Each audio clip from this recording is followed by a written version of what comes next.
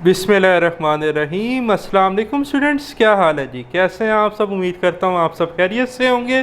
Students, मैं हूँ मोहम्मद इब्राहीम, आपके चैनल डायमेंशनल फिज़िक्स से। और प्यारे स्टूडेंट्स, आज हम डिस्कस करने वाले हैं class 9 physics new book Punjab text book board chapter number 9। Students, हम डिस्कस कर रहे थे नेचर ऑफ साइंस, और आज का हमारा टॉपिक है 9.6 scientific base of technologies and engineering.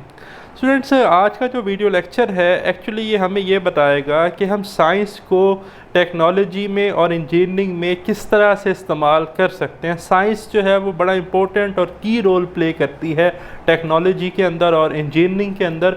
और साइंस, इंजीनियरिंग और टेक्नोलॉजी, इन तीनों फील्ड की कोलैबोरेशन की वजह से जो साइंटिस्ट हैं, रिसर्चर हैं, उनको बहुत पॉजिटिव रिज़ल्ट मिलते हैं, जो कि ह्यूमन डेवलपमेंट के लिए जो हम नई नई चीज़ें प्रोडक्ट बना रहे हैं उनमें बहुत ज़्यादा इम्प्रूवमेंट ला सकते हैं। ठीक है, तो मार्क कर लें कि लेक्चर जो है वो पेपर में लॉन्ग भी पूछा जा सकता है, लेकिन आपने इसको अच्छे से अंडरस्टैंड और करना है, समझना है। छोटी छोटी इसमें डेफिनेशंस हैं, वो मैं आपको साथ साथ बताता रहूँगा। जैसे टेक्नोलॉजी की डेफिनेशन आएगी, इंजीनियरिंग की डेफिनेशन आएगी। ठीक है, कुछ एग्जांपल्स हैं इसमें, तो हम सारी समझेंगे। तो देखें, साइंस और to be more specific physics कहता है कि साइंस कह लें, या अगर मैं ख़ास बात करूं स्पेसिफिकली तो physics play a vital role being the core of each invention based on physics law and principles. कहता है कि जो फ़िज़िक्स है या जो आपकी फ़िज़िकल साइंसेज है वो बड़ा ही इम्पोर्टेंट रोल प्ले करती हैं। जितनी भी इन्वेंशंस हुई हैं जिनमें फ़िज़िक्स की लॉज काम करती हैं, ठीक है, या फिज़िक्स के प्रिंसिपल्स काम करते हैं। एरोप्लेन उड़ रहा है तो उस पर बर्नौली प्रिंसिपल लग रहा है। बर्नौली इक्वेशन प्रिंसिपल क्या है ये आप हायर लेवल्स में पढ़ेंगे। कोई ऑटोमोबाइल आपके पास है तो उसमें लॉज ऑफ थर्मोडायनामिक्स लग रही हैं। ठीक है, इसी तरह आपके पास एसी जनरेटर है तो उसमें इलेक्ट्रोमैग्नेटिज्म अप्लाई हो रही है, फ्राडे लॉ उसके अंदर लग रही है। तो इस तरह की चीज़ें जितनी भी हैं जिनमें फ़िज़िक्स के लॉज और प्रिंसिपल इस्तेमाल हो रहे हैं, उसमें फ़िज़िक्स होना जो है वो बहुत ज़रूरी है। तो देखें टेक्नोलॉजी क्या है। अब ये डेफिनेशन आ रही है टेक्नोलॉजी की, मार्क कर लें। Technology refers to the methods and techniques developed by using scientific knowledge. कहता है टेक्नोलॉजी जो है वो हमारे पास वो मेथड्स हैं, वो टेक्निक्स हैं जो बनाए गए हैं साइंटिफिक नॉलेज को इस्तेमाल करके। ठीक है, अब ये आप मार्क कर लें, पेपर में शॉर्ट आ सकता है। It may be a machine technology, ये कोई मशीन टेक्नोलॉजी भी हो सकती है, जैसे मैंने आपको ऑटोमोबाइल की एग्जांपल दी। कोई गाड़ी हो सकती है, कोई मोटर बाइक हो सकती है, इवन कोई इलेक्ट्रिकल बाइक हो सकती है। और सॉफ्टवेयर प्रोग्राम, कोई सॉफ्टवेयर प्रोग्राम भी हो सकता है, कोई ऐप किसी ने बना ली।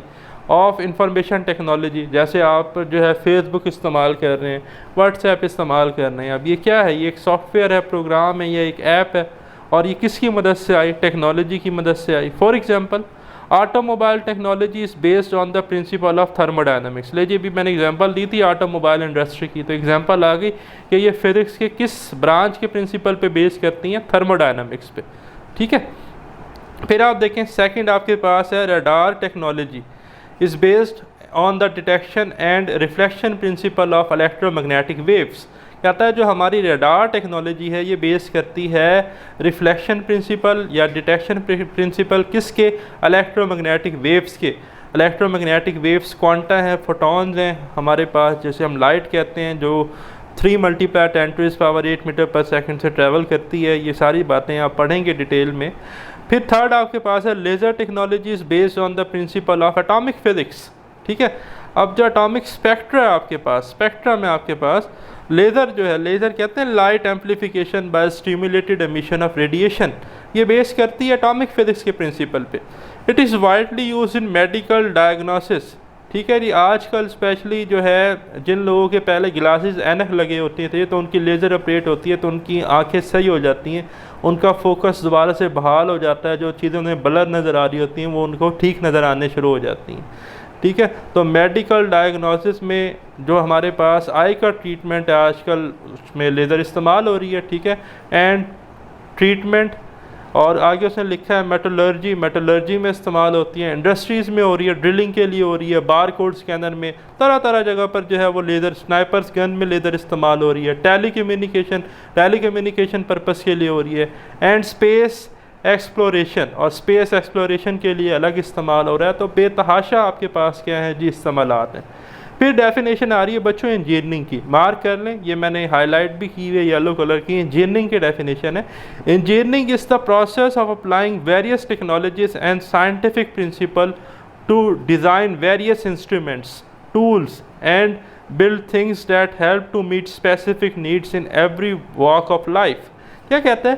कहता है इंजीनियरिंग वो प्रोसेस है जिसे हम जो है वो अप्लाई करते हैं वेरियस टेक्नोलॉजीज़ और साइंटिफिक प्रिंसिपल पे, वेरियस इंस्ट्रूमेंट्स और गैजेट को डिज़ाइन करने के लिए, वो टूल्स बनाने के लिए, वो इंस्ट्रूमेंट बनाने के लिए जो हमारी रोज़मर्रा की ज़िंदगी में, जो हमारी एवरी वॉक ऑफ लाइफ, यहाँ उसने लिखा है कि हम जो रोज़मर्रा के काम करते हैं हमारे काम आए। स्क्रू गेज एक बनाया तो वो स्क्रू गेज क्या करेगा? वो स्क्रू गेज जो है जी वो थिकनेस मेजर करेगा किसी कॉइन की, ठीक है जी।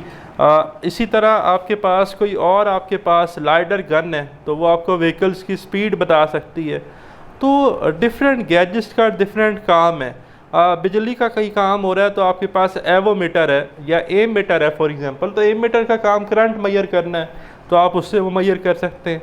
Engineers also consider factors like cost, effectiveness and safety measurements when designing various product. कहता है जो इंजीनियर्स हैं जब भी कोई प्रोडक्ट बनाते हैं, कोई इंस्ट्रूमेंट बनाते हैं, तो ये बहुत सारे फैक्टर्स हैं जो अब ये अपने यूँ समझे कि उन्हें नज़रअंदाज नहीं करते, अपनी आंखों के सामने रखते हैं, जिसमें कॉस्ट इफ़ेक्टिवनेस है कि जो चीज़ ये बना रहे हैं, जो प्रोडक्ट बना रहे हैं, जो इंस्ट्रूमेंट बना रहे हैं वो सस्ता होना चाहिए ताकि हर बंदे की अप्रोच में हो। सेफ्टी मेजरमेंट्स होनी चाहिए, एम मीटर है तो उसकी सेफ्टी मेजरमेंट होनी चाहिए, ऐसा ना करंट बंदे को ही लग जाए, ठीक है। तो ये जब चीज़ें डिज़ाइन करते हैं तो ये चीज़ों का ख़ास ख्याल रखते हैं। एग्जाम्पल इंक्लूड, अब पहले एग्जाम्पल आपके पास है a civil engineer design a bridge. एक सिविल इंजीनियर है तो वो एक पुल या ब्रिज जब डिज़ाइन करता है that can withstand strong winds, तो जब आंधी या तूफ़ान आते हैं तो वो सही सलामत रहना चाहिए।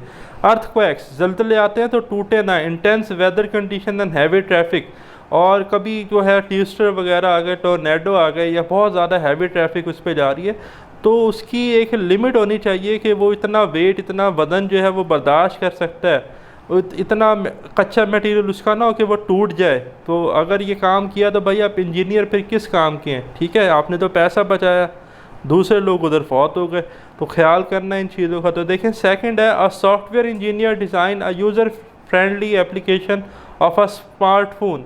कहता है अब एक सॉफ्टवेयर इंजीनियर है तो उसका क्या काम है, उसने एक एप्लीकेशन बना ली जी, फॉर एग्जांपल एप्लीकेशन का नेम है फेसबुक, ठीक है। तो आपके स्मार्टफोन में फेसबुक आ गई तो आप जो लोग दूर बैठे हुए थे आप उनसे जो है वो सोशल मीडिया के थ्रू, फेसबुक के थ्रू, इंटरनेट के थ्रू जो है अब आप कनेक्टेड हैं, ठीक है, फासला आपका कम हो गया, आप अपनी फ़ाइल शेयर कर सकते हैं और भी आप अपनी जो है डेली लाइफ की एक्टिविटीज़ शेयर कर सकते हैं। बहुत सारे उसमें क्या हैं फ़ायदे हैं, और जाहिर सी बात है जब चीज़ों के फ़ायदे होते हैं तो उनके नुकसानात भी होते हैं, तो नुकसानात भी हैं। An aviation engineer looks for lighter material which can withstand sudden and serve disturbances and extreme weather condition during the flight of an aeroplane। तो इसी तरह कहता है कि जो एविएशन इंजीनियर्स हैं वो बड़ा ही लाइटर मटेरियल जो है वो चूज़ करते हैं कि कहीं पर जो है कोई डिस्टर्बेंस आ रही है या वेदर कंडीशंस आ रही हैं तो जो आपकी फ़्लाइट ऑफ एरोप्लेन है वो डिस्टर्ब ना हो, ठीक है, वो स्मूथली जो है वो अपना काम जारी रखे और पैसेंजर्स को एक जगह से दूसरी जगह छोड़ दे। तो the science, technology and engineering field seem distinct. कहता है कि हमें नज़र ऐसा आता है कि साइंस, टेक्नोलॉजी और इंजीनियरिंग तीनों अलग अलग फील्ड हैं, but they often work together, लेकिन ये अक्सर तीनों इकट्ठे ही काम कर रही होती हैं। Scientific discoveries lead to new technologies. कहता है जो साइंस की वजह से साइंटिफिक न्यू डिस्कवरीज हो रही हैं उससे नई टेक्नोलॉजी बनाई जाती है। And engineers rely on scientific knowledge, और जो इंजीनियर्स हैं वो साइंटिफिक नॉलेज पे रिलाई करते हैं for our benefits and comforts, हमारे फ़ायदे के लिए और हमें आसानियाँ जो है मुहैया करने के लिए। They are the potent for the change in the outlook of the mankind. कहता है कि वो दिन रात मेहनत करते हैं इंसानों के लिए बेहतरी करने के लिए, in shaping lifestyle and influencing our way of thinking, ताकि इंसान की जो ज़िंदगी है वो आसान हो जाए और उसका जो सोचने का और समझने का नज़रिया है उसमें कोई बेहतरी और इम्प्रूवमेंट लाई जाए। तो ये था जी हमारा आज का वीडियो लेक्चर। अपना ख्याल रखिएगा, मुझे दें इजाज़त, अल्लाह हाफ़िज़।